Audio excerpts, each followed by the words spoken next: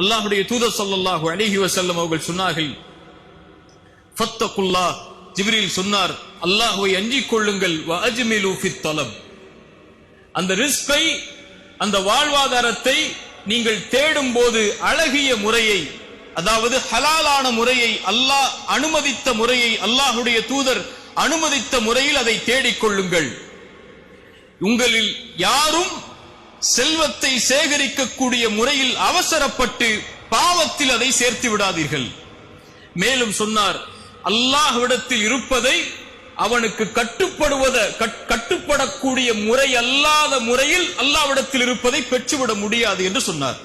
சுப்ஹானல்லாஹ். அல்லாஹ் ஹலாலான முறையில் தான் வாழ்வாதாரத்தை சேர்க்குமாறு கூறியிருக்கிறான்.